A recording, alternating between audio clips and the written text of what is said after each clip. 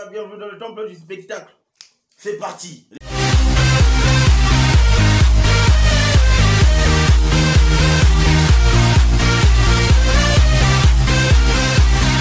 Les gars, la rencontre tant attendue. Hier, on a parlé que ce match nous réservera, n'est-ce pas, tout le suspense. Et c'est ce qu'on a vu aujourd'hui. On a vu aujourd'hui l'équipe du Real de Madrid face à Manchester City. C'était une rencontre tant attendue, blockbuster du côté des affiches de football de ce soir. Parce que sérieusement, avec ce qu'on a eu aujourd'hui, ça prouve à suffisance que ce football-là, il est chatoyant, que ce football-là, il est vraiment au haut niveau. Oui, c'est vraiment du haut niveau par rapport à ce que nous présente, n'est-ce pas, l'UEFA Champions League. Parce qu'aujourd'hui, quand on balance, quand on met sur la balance l'équipe du Real de Madrid face à Manchester City, on sent que ces deux équipes-là sont mieux outillées pour remporter la Champions League. Ces deux équipes-là ont vraiment tout le nécessaire pour être sacrées championnes, n'est-ce pas, de cette édition de l'UEFA Champions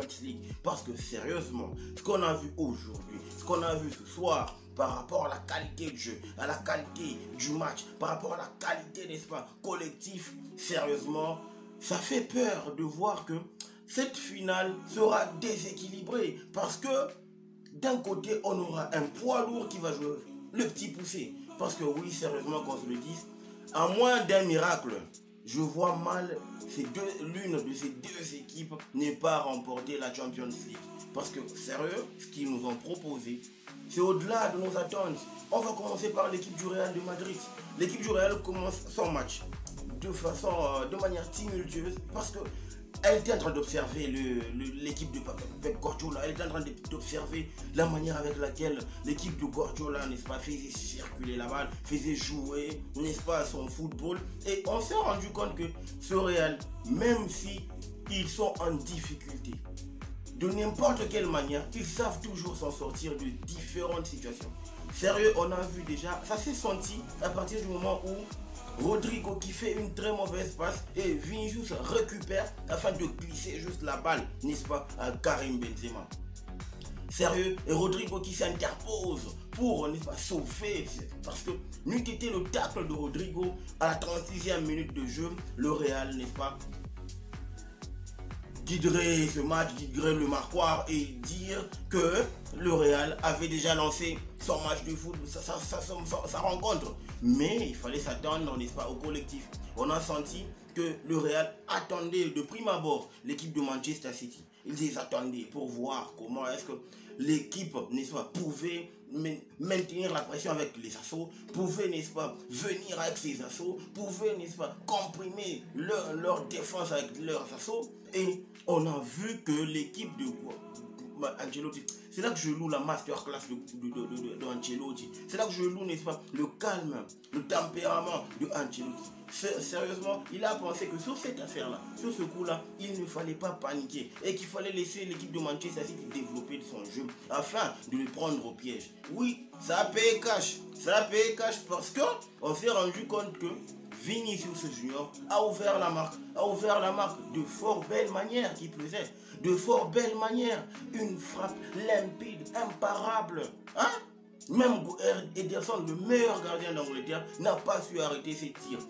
N'a pas su arrêter parce que sérieusement, ce tir-là était imparable. C'est là que je loue, n'est-ce pas, la qualité, le génie de Vinicius. Pour moi, le Vini d'aujourd'hui, le Vini actuel, il efface Neymar. Il efface Neymar. Il efface toute l'histoire de Neymar en Champions League, voilà. Parce que sérieusement, Neymar, à part le Barça, il n'a rien fait. Mais ce Vini, avec le Real, il est en train de faire des choses extraordinaires. Moi, je le conseillerais de ne pas écouter les mauvais conseils et de grandir avec cette équipe du Real. Il fera des grandes choses. Il fera des prouesses. Sérieusement, il a toute sa carrière en main. Il a tout à sa disposition pour performer au haut niveau et aller au-delà, n'est-ce pas, de son potentiel. Parce que la manière avec laquelle il est en train de prendre, n'est-ce pas, le poids du match avec son équipe du Real de Madrid, tu sens qu'il y a de la maturité, tu sens qu'il y a, n'est-ce pas, de l'écoute, tu sens qu'il y a, n'est-ce pas, de la discipline, tu sens qu'il y a de l'honnêteté, tu sens qu'il y a, n'est-ce pas,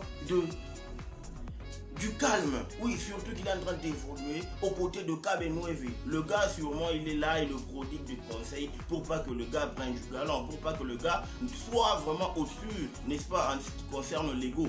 Il est là, il le fait asseoir pour que le gars ait, n'est-ce pas, la tête sur les épaules. Et moi, j'ai aimé la rencontre du Real de Madrid. J'ai aimé la rencontre de Vinicius. J'ai aimé la rencontre de Karim Benzema. Sérieusement, ce gars, ils m'ont bluffé, ces deux gars. Mais moi, je vais juste noter que de l'autre côté, Cavaral n'a pas vraiment carburé par rapport à la qualité qu'on connaît, par rapport à l'intensité qu'il met dans un match de football. Je ne sais pas s'il était vraiment sous l'emprise d'un carton jaune, ou je ne sais pas s'il ne voulait pas aller, n'est-ce pas, parce que derrière, une fois que tu lâches, c'est mort. Parce que sérieusement, derrière, si tu lâches, c'est Haaland qui a été vraiment muselé par Rudiger. Chapeau à Rudiger qui a muselé Haaland durant toute la rencontre. Même s'il y a eu quelques errements, mais sérieux, Haaland a été muselé, il n'a pas trouvé la faille. Du coup, on a senti que cette équipe de Manchester City, à partir du moment où cette connexion entre Haaland ainsi que De Bruyne n'est pas vraiment au beau fixe,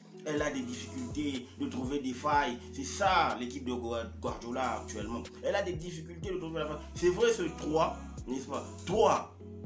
Ils ont commencé avec ces 3-2-4-1.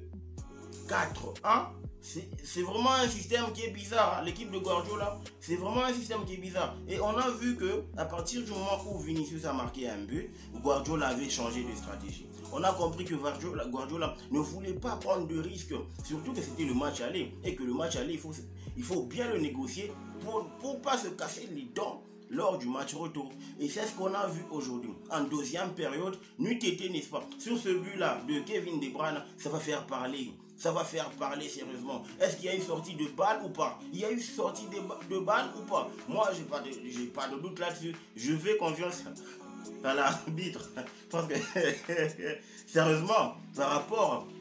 C'est comme qui dirait, le but de De Bruyne ainsi que celui de Vinicius, ce but se ressemble, n'est-ce pas? Ce but, il se ressemble par rapport à la façon dont ils ont été marqués. Sérieusement. Et moi, je me dis, n'eût été cette action-là, je pense bien que l'équipe de Manchester City se retrouverait, n'est-ce pas, en difficulté. Et l'équipe de Manchester se retrouvait déjà en difficulté. Ils n'ont pas su bien gérer la deuxième période. Parce qu'à partir de la deuxième période, le Real s'est transcendé. Et ça, c'est ce qu'on n'aime pas avec cette équipe. À partir du moment où le Real se transcende, même si tu es vraiment le maître des possessions, tu perds le mental, tu perds le contrôle, tu perds le feeling de la rencontre.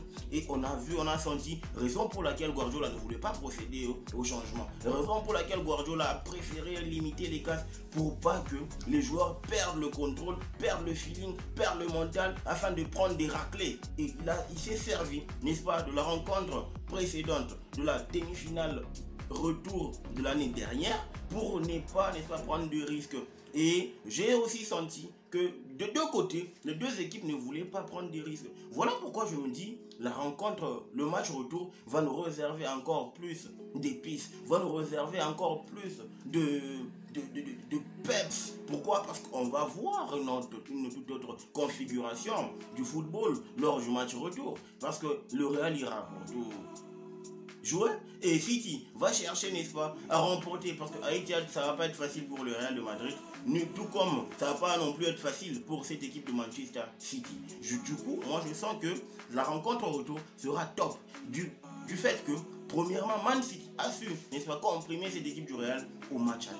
Et même si vous allez me dire voilà, le Real a été transcendé, non, sérieux, moi je pense que City, ils ont très bien joué, ils ont très bien contenu le Real de Madrid. C'est le Real en face, frère. Il faut bien jouer, il ne faut pas perdre le médaille, il ne faut pas perdre le pédale, sinon tu te prends une raclée. Raison pour laquelle je vais faire une mention spéciale à un gars qui m'a bluffé durant toute la rencontre. C'est Ederson Moraes. Ce garçon, il a sorti des parades, il a sorti des arrêts pour, n'est-ce pas, sauver et garder en vie ses coéquipiers. Parce que n'eût été Ederson, en tout cas le Real aurait marqué beaucoup de buts, mais Ederson aujourd'hui, c'est vraiment rare de voir Ederson s'interposer à plusieurs reprises. Ça prouve à suffisance que cette équipe de City a été acculée durant la deuxième période, et a été acculée de fort belle manière, et ils n'ont pas su, n'est-ce pas, trouvé la faille en deuxième période.